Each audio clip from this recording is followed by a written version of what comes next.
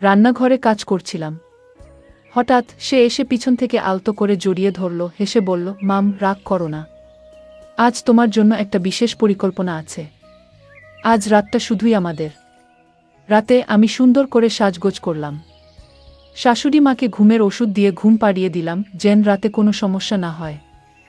ঠিক সময় নাবিলের ঘরে গেলাম। ঘরে ঢুকে অবাক হয়ে দেখি বিছানা জুড়ে ফুলের পাপড়ি ছড়ানো, আর ঘর জুড়ে এক মিষ্টি সুবাস। বিছানায় ফুল দিয়ে দুটি ছোট রাজহাঁসের আকারে সাজানো ছিল, যা দেখে আমার মন ভরে উঠল। ঘরের সেই অপরূপ সাজসজ্জা সত্যিই মন ছুঁয়ে গিয়েছিল। তারপর নাবিল। আমি 2-5 বছর বয়সী একজন তরুণী। আমি দেখতে অনেক সুন্দর ও আকর্ষণীয় ছিলাম। সবাই আমাকে দেখলে শুধু তাকিয়ে থাকত। কিন্তু এত কিছুর পরেও আমার স্বামী আমাকে তেমন ভালোবাসত না। আমার ভাগ্নে তার ইন্টার্নশিপ শেষ করার জন্য কিছুদিন আমাদের বাড়িতে ছিল। সেই সময়ে আমার আর আমার স্বামীর মধ্যে একটু দূরত্বের আভাস পাচ্ছিলাম।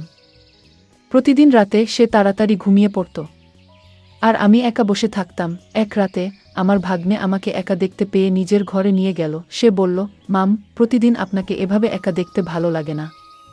আমি চেষ্টা করব যাতে মামার অনুপস্থিতি আপনি অনুভব না করেন। বন্ধুরা, আজকের গল্পটি অনেক বেশি স্পেশাল, তাই কেউ মিস করো না। আর দয়া করে ভিডিওতে একটি লাইক করে দেও।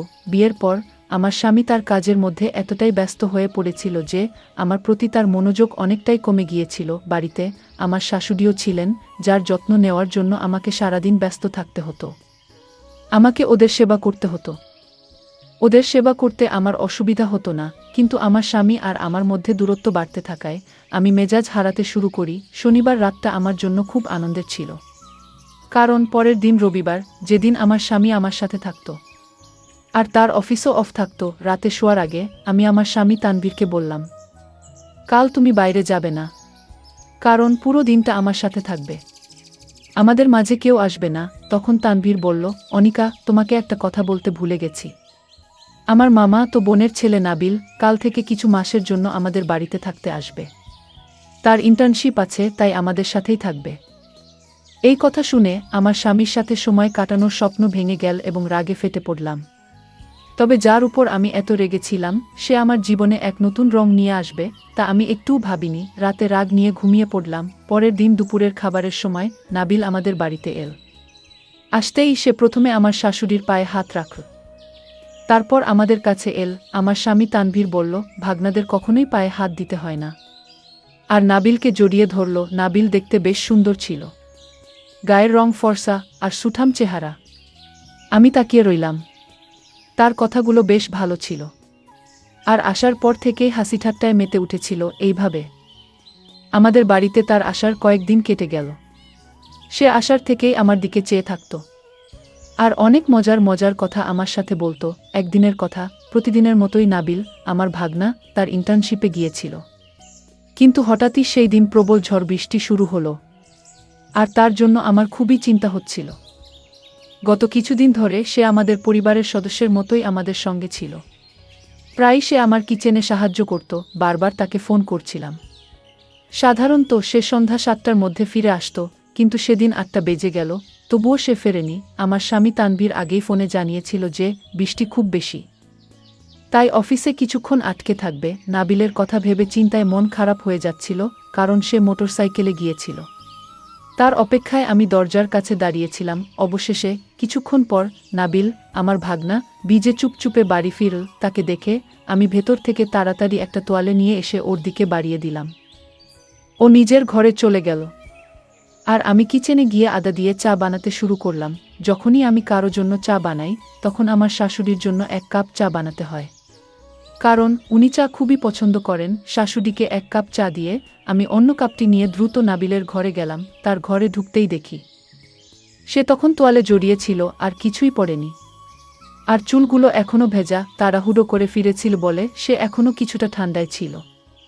সে কাঁপছিল। আমি হাতে ধরা চায়ের কাপটা টেবিলে রাখলাম এবং তার চুলগুলো আলতোভাবে মুছে দিতে শুরু করলাম। সেই মুহূর্তে আমরা দুজন খুব কাছাকাছি ছিলাম। আমি যখন একটু দূরে সরে এলাম, তখন তার দৃষ্টি আমার দিকে বেশ গভীরভাবে তাকিয়েছিল। তার চোখে আমি কিছু আলাদা কিছু অনুভব করলাম, একটা আন্তরিক ভালোবাসার ছোঁয়া। আমি তাকে আদা দেওয়া গরম চা খেতে বললাম। তখন হঠাৎ করে সে আমার হাত ধরে আমাকে তার কাছে বসতে বলল। সে বলল, তুমি আমার খুব যত্ন করো। অথচ তুমি তো আমার নিজের মামি নও। আমি হেসে বললাম, আমরা সম্পর্কের সীমাবদ্ধতাকে আলাদা করে দেখি না।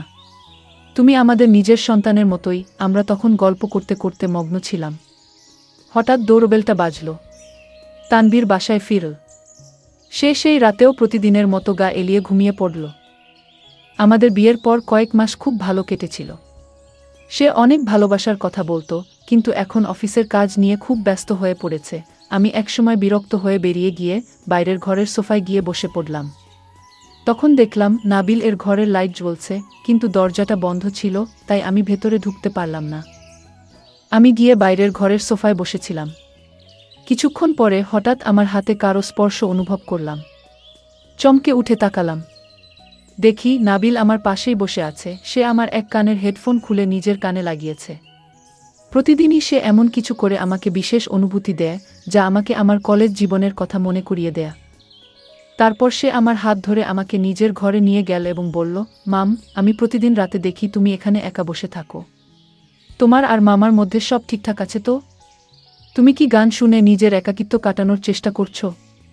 নাবিল যেন আমার মনের কথা বুঝে নিয়েছে। আমি তার দিকে তাকিয়ে হালকা হাসলাম। তখন সে আমার হাতটা নিজের হাতে নিয়ে বলল, কিছুক্ষণের জন্য আমাকে তোমার আত্মীয় হিসেবে না দেখে বন্ধুর মতো ভাবো। কারণ আমরা বন্ধুর সঙ্গে যে খোলামেলা কথা বলতে পারি, সেটা হয়তো মামির সঙ্গে সবসময় সম্ভব নয়। আমাকে বন্ধু মনে করে মনের কথা বলো। নাবিলের কথায় আমি অনেকটা ভরসা পেলাম এবং আমি তাকে আমার সব মন খারাপের কথাগুলো খুলে বললাম। আমি বললাম, নাবিল, তুমি যা বললে সব একদম ঠিক। তুমি এত অল্প সময়ে আমার মনের সব কিছু বুঝে নিয়েছ। কিন্তু আমার স্বামী যেন এখন আমাকে ভুলেই গেছে। মনে হয় সে আর আমাকে ভালোবাসে না, তাই হয়তো আমাকে সময় দেয় না। আমাদের মাঝে বেশ কিছু দূরত্ব তৈরি হয়েছে। একজন স্ত্রী শুধু ঘরের কাজের জন্য নয়, তারও স্বামীর কাছ থেকে ভালোবাসার প্রত্যাশা থাকে, যেটা তানভীর যেন ভুলেই গেছে। তখন নাবিল বলল, মাম, এত বেশি চিন্তা করো না। মামা নিশ্চয়ই একসময় তোমার ভালোবাসার গুরুত্ব বুঝবে। কিন্তু ততদিন আমি তোমার পাশে আছি। তোমাকে একা অনুভব করতে দেব না। আজ থেকে আমরা বন্ধু। আমি তার বন্ধুত্বের প্রস্তাব আন্তরিকভাবে গ্রহণ করলাম। তারপর সে আমার মোবাইলে গান চালিয়ে দিল এবং আমরা একসঙ্গে একটি হেডফোনে গান শুনতে লাগলাম। তার ঘরের বিছানায় বসে গান শুনতে শুনতে আমি কখন যে তার কাঁধে মাথা রেখে ঘুমিয়ে পড়েছিলাম বুঝতেই পারিনি। হঠাৎ দরজায় টোকা পড়ে, সেই আওয়াজে আমার ঘুম ভাঙল। দেখি আমি তার কাঁধে হাত রেখে ঘুমিয়ে আছি তার ঘরে। আমি সঙ্গে সঙ্গে সরে গেলাম। নাবিল দরজা খুলতেই দেখি বাইরে শাশুড়িমা দাঁড়িয়ে আছে। আমি তৎক্ষণাৎ বাথরুমে লুকিয়ে পড়লাম, যাতে শাশুড়িমা আমাকে দেখতে না পান। শাশুড়িমা চলে যাওয়ার পর আমি চুপচাপ নিজের ঘরে ফিরে এলাম। সেই রাতে আমার অনিচ্ছাকৃত উপস্থিতি নাবিলের মনে কিছুটা গভীর ছাপ ফেলেছিল, যদিও আমি তখন এর গুরুত্ব বুঝিনি। পরদিন সকালে আমার স্বামী অফিসে চলে গেল, কিন্তু নাবিল বাড়িতেই ছিল। আমি যখন তাকে তার টিফিন দিলাম, সে বলল, আজ আমার ছুটি। আমি কারণ জানতে চাইলে সে আমার কানে বলল, এই ছুটি শুধু তোমার জন্যই নিয়েছি মাম। বন্ধু হিসেবে আজ সারাদিন তোমার সঙ্গে সময় কাটাবো। সেই দিন নাবিল আমার সঙ্গে সারাদিন কাজের সহযোগিতা করল এবং সন্ধ্যায় বাইরে আমাকে আমার প্রিয় স্থানে নিয়ে গেল। রাতে আমার স্বামী আমাকে জানালো যে সে পরের এক সপ্তাহের ছুটি নিয়েছে। সে বলল তার কলেজের 2 বন্ধুর বিয়ে রয়েছে এবং একই শহরে এক বন্ধুর বিয়েতে 3 দিন কাটাবে। তানভীর বলল, আমার বন্ধুর বিয়েতে যাচ্ছি এবং কেউ তার স্ত্রীকে নিয়ে যাচ্ছে না, তাই তোমাকেও নিয়ে যেতে পারবো না। তানভীরের এই কথায় আমার মন খারাপ হয়ে গেল, কারণ তার সাথে কিছুটা সময় কাটানোর সুযোগ ছিল। কিন্তু মনে হলো সে আমার অনুভূতির দিকে বিশেষ নজর দেয় না। বিয়ে হয়ে গেলেও যেন সে অবিবাহিতদের মতো জীবন কাটাতে চায়। পরের দিন তার বন্ধুরা তাকে নিতে এল এবং পরবর্তী 8 দিনের জন্য আমার স্বামী বাড়ি থাকবে না। যাওয়ার আগে সে নাবিলকে বলল, তোমার মামি আর দিদার ভালোভাবে যত্ন নিও। নাবিল সম্মতি দিলেও তার চোখের দৃষ্টি দেখে মনে হলো যেন আমার স্বামী আমার বাড়ির চাবি তুলে দিয়ে যাচ্ছিল এমন একজনকে, যাকে সে পুরোপুরি বিশ্বাস করে না। তানভীরের অনুপস্থিতিতে নাবিল আমার প্রতি যে অনুভূতি, তা আস্তে আস্তে প্রকাশিত হতে শুরু করেছিল, যদিও আমি তা বুঝতে পারিনি। আমার স্বামী চলে যাওয়ার পর আমি বিশ্রাম নেওয়ার জন্য নিজের ঘরে চলে গেলাম। কিছুক্ষণ পর আমি চাদর গায়ে মুড়িয়ে শুয়েছিলাম। তখনই নাবিল আমার ঘরে এল। সে এসে দরজা বন্ধ করল এবং আমার পাশে বসে বলল, অনিকা মাম, ঘুমিয়ে পড়েছ নাকি? তোমার জন্য একটা বিশেষ চমক আছে। এই বলে সে মৃদু হেসে আমাকে জানালো যে সঠিক সময়ে সে তার ছুটি নিয়েছে।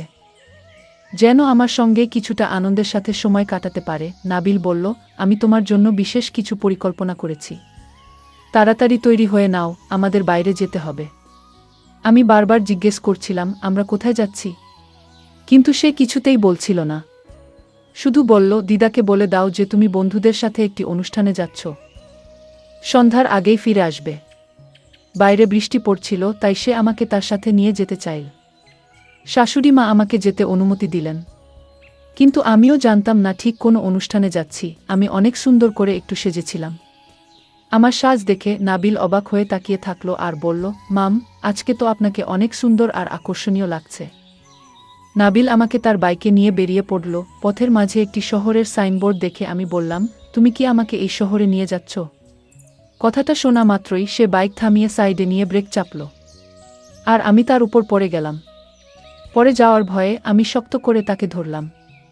বাইকে আমি তার অনেক কাছাকাছি বসেছিলাম। বাইক থামানোর পর নাবিল হেসে বলল, মাম, তুমি বেশ চালাক। ঠিকই ধরেছ। আজ তোমাকে শহরে নিয়ে যাচ্ছি একদিনের জন্য। ঘরে বসে থাকতে থাকতে তোমার মনটা ভার হয়ে গেছে, তাই কিছুটা তাজা হাওয়া দরকার। তাই তোমাকে এখানে নিয়ে এসেছি। কয়েক ঘন্টার মধ্যেই আমরা শহরে পৌঁছালাম। সেখানে আমি অনেক আনন্দ করলাম। আমরা বিভিন্ন জায়গায় একসাথে ঘুরলাম। কিছু মুহূর্ত এমন এল যখন অজান্তেই আমরা আরও কাছে চলে এলাম। আমি অজান্তেই নাবিলের হাত ধরে ফেলেছিলাম। হয়তো অনেকেই আমাদের দেখে ভুল করে কাপড় মনে করছিল। আমরা ভাবলাম, নাবিল তোর স্বামী। কিছু বান্ধবী নাবিলের আশেপাশে জড় হয়ে তার সঙ্গে কথা বলতে লাগল। নাবিলও কথাবার্তায় বেশ পটু ছিল। ঠিক তখন আমার এক ঘনিষ্ঠ বান্ধবী আমার কাছে এসে তার সমস্যার কথা বলল। সে বলল, আজকাল আমার স্বামী আমার প্রতি আগের মতো মনোযোগ দেয় না। যদি সে আমার ভালোবাসাকে বুঝত। আমার বান্ধবী বলল, তোমার কদর করে না, তার জন্য কষ্ট পাওয়ার কি দরকার? আমি নিজের জন্য একজন সঙ্গী খুঁজে নিয়েছি, নাবিলের মতোই একজন, যে তারুণ্যে ভরা এবং সুদর্শন। কয়েক মাস ধরে তোমার সোশ্যাল মিডিয়ায় কোনো নতুন ছবি দেখিনি। হয়তো তুমিও বিবাহিত জীবনে একটু একঘেয়েমি অনুভব করছো। যখন তোমার সামনে আরও আনন্দের সম্ভাবনা রয়েছে, তখন কেন পুরনো চিন্তায় পড়ে আছো? তোমার স্বামী যদি তোমার যত্ন না নেয়, তাহলে নাবিলের মতো কারো সাথে জীবনে নতুন সুখ খুঁজে নিতে পারো। আমি লক্ষ্য করেছি যে নাবিল তোমার প্রতি খুব আন্তরিক। চারপাশে অন্য সবার মাঝে থেকেও তার দৃষ্টি কেবল তোমার দিকেই ছিল। তাহলে আর দেরি কিসের? আমার বান্ধবীর এই কথাগুলো আমাকে ভাবিয়ে তুলল। রাতে আমি নাবিলকে আমার ঘরে ডেকে নিলাম। সে আসার পর আমি নিজেকে একটু বিশেষভাবে প্রস্তুত করেছিলাম, যেন বিয়ের প্রথম রাতের মতো। আমাকে এভাবে সাজানো অবস্থায় দেখে সে কিছুটা অপ্রস্তুত হয়ে মাথা নিচু করে ঘর থেকে বেরিয়ে যেতে চাইল। আমি তার হাত ধরে তাকে থামিয়ে দিলাম। তাকে বললাম, নাবিল, আর এই লুকোচুরি বন্ধ করো। আমি জানি তুমি কি অনুভব করছো, তাই আর মিথ্যা ভান করো না। আমি জানি তুমি আমাকে অনেক ভালোবাসো, তাই আর এইসব কথা লুকাতে হবে না। আমি এখন সব বুঝতে পেরেছি। সে বলছিল, মামি, তুমি তো আগে থেকে সাজগোজ করে বসে আছো। আমি ভাবছিলাম তোমায় আমি অনেক সুন্দর করে আগে সাজিয়ে দিব। নাবিল বলেছিল, জীবনের ছোট ছোট মুহূর্তগুলোতে আনন্দ খুঁজে নেওয়া খুবই গুরুত্বপূর্ণ, তাই আমি দ্রুত পোশাক পরে ফিরে আসি। আর নাবিল আমাকে আলতোভাবে কাছে টেনে নিয়ে কথায় মেতে ওঠে। আমি বুঝতে পারছিলাম আমাদের কথাগুলো ধীরে ধীরে ভালোবাসার সুরে রঙিন হয়ে উঠছে। ঠিক তখনই শাশুড়ি মা ডেকে পাঠালেন তার হাঁটুতে তেল মাখানোর জন্য। আমাকে যেতে হলো, যদিও মন ছিল না। প্রায় 2 মিনিট ধরে তার পায়ে তেল মালিশ করতে হলো। তারপর যখন নিজের ঘরে ফিরলাম, দেখি নাবিল নেই। তার ঘরে গিয়ে দেখি সে ঘুমিয়ে পড়েছে। পরের দিন সকালে আমি একটু অভিমানী দৃষ্টিতে নাবিলের দিকে তাকালাম। রান্নাঘরে কাজ করতে করতে সে পিছন থেকে এসে আমাকে জড়িয়ে ধরল। হাসি মুখে বলল, মাম, রাগ করো না। আজ তোমার জন্য একটি বিশেষ চমক রেখেছি। আজ রাতটা শুধু আমাদের হবে। রাতে আমি ভালোভাবে সাজগোজ করলাম। শাশুড়ি মাকে ঘুমের ওষুধ খাইয়ে দিলাম, যাতে তিনি রাতে ডিস্টার্ব না করেন। নির্ধারিত সময়ে নাবিলের ঘরে গেলাম। ঘরে ঢুকে অবাক হয়ে দেখি বিছানায় ফুলের পাপড়ি ছড়ানো আর সুন্দর সুবাসে ঘর ভরে আছে। 2টি ছোট রাজহাঁস আকারে সাজানো ছিল এবং তার এই ব্যবস্থাপনা সত্যিই আমাকে মুগ্ধ করেছিল। এরপর কিভাবে নাবিল আমাকে আরও খুশি করবে, তার জন্য আমি অধীর আগ্রহে অপেক্ষা করছিলাম। ঘরের সাজসজ্জা দেখে সত্যিই মুগ্ধ হয়েছিলাম, কিন্তু কোথাও নাবিলকে দেখতে পাচ্ছিলাম না। এমনকি বাথরুমেও খুঁজে দেখলাম, কিন্তু সেখানেও সে নেই। তার ফোনেও যোগাযোগ করা সম্ভব হলো না। তখন মনে হলো হয়তো সে মজার ছলে আমাকে বিরক্ত করেছে। ধীরে ধীরে আমার মেজাজ খারাপ হতে লাগল। তখন হঠাৎ আমার নজর পড়ল তার বিছানার উপরে থাকা একটি চিঠিতে। ভেবেছিলাম হয়তো এটা কোনো বিশেষ চমক হবে, কিন্তু চিঠি খুলে পড়ার পর আমার সমস্ত আশা এক মুহূর্তে ভেঙে গেল। নাবিল সেই চিঠিতে লিখেছিল, মাম, আসলে আমি আপনার কোনো আত্মীয় নই।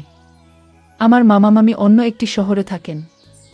এই শহরে দুটি এলাকার নাম প্রায় এক, এবং আমি ভুলবশত আপনার বাড়িতে চলে এসেছিলাম। কাকতালীয়ভাবে আপনার আসল ভাগ্নেও সেই সময় আসার কথা ছিল। আমি আসার পর আপনি আমাকে নাবিল বলে ডাকতে শুরু করলেন। আর আমার মামামামিও আদর করে আমাকে এই নামেই ডাকতেন। আমার মামামামির চেহারা কখনো দেখিনি, তাই আপনাকেই আমার নিজের মনে করেছিলাম। কিছুদিন পর আমার মায়ের মেসেজ পেলাম, যেখানে তিনি জানালেন আমার আসল মামামামি কয়েকদিনের জন্য গ্রামে গেছেন। মা আমাকে মামার ছবি পাঠানোর পর আমি বুঝতে পারলাম যে আপনি আমার আত্মীয় নন, তবে মাম, আপনি সবসময় আমার জন্য অনেক যত্ন নিয়েছেন। আমি জানতাম আপনার বিবাহিত জীবনে কিছু অসন্তোষ আছে, কিন্তু এই বিষয়ে মামার সাথে কথা বলতে পারিনি। তাই আমি ভেবেছিলাম কিছু সময়ের জন্য আপনাকে খুশি করার চেষ্টা করব। আমার উদ্দেশ্য শুধুমাত্র আপনাকে একটু ভালো রাখা, এবং কোনো ভুল কিছু করার প্রশ্নই ওঠে না, কারণ আমি সবসময় আপনাকে আমার মামি মনে করেছি। যতটা সম্ভব আমি আপনাকে খুশি করার চেষ্টা করেছি। এবার আমাকে ক্ষমা করবেন, কারণ আমি কোনো অনুচিত কিছু করতে পারবো না। আপনি যে ভালোবাসা আমার মধ্যে খুঁজছিলেন সেটি আপনার স্বামীর মধ্যে খুঁজে দেখার চেষ্টা করুন। যেমনভাবে আপনি আমার সঙ্গে আপনার মন খুলে কথা বলেছেন, তেমনি একবার মামার সাথেও খোলামেলা কথা বলুন। আমি নিশ্চিত তিনি আপনার ভালোবাসাকে বোঝার চেষ্টা করবেন। নাবিলের এই চিঠি পড়ে বুঝলাম সে আমাদের ভাগনা ছিল না।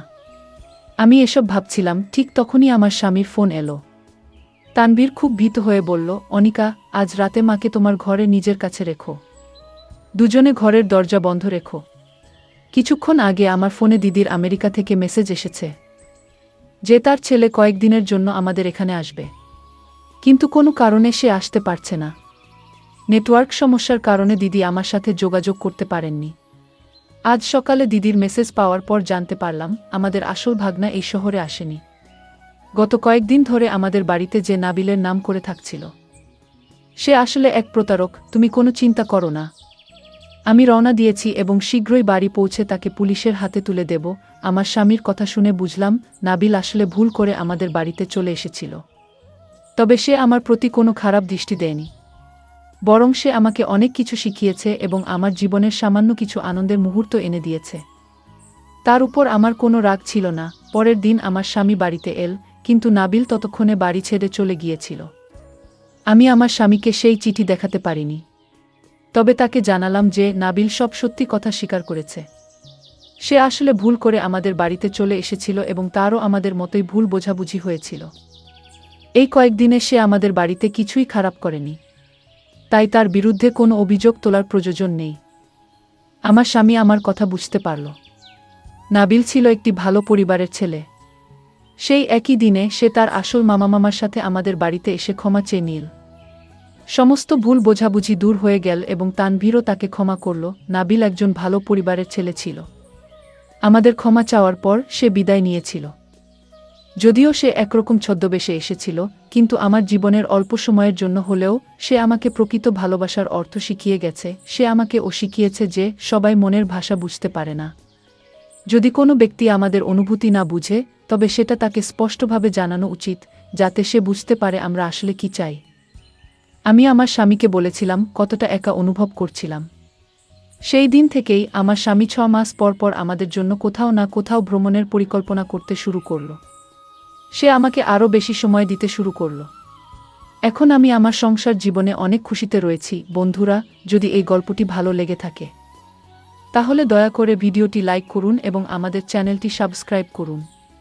পাশে থাকা বেল আইকনটি প্রেস করুন, যাতে করে আমরা যখনই নতুন ভিডিও আপলোড করি তার নোটিফিকেশন সবার আগে আপনার কাছে পৌঁছে যায়। ধন্যবাদ। দেখা হবে আমাদের পরবর্তী ভিডিওতে।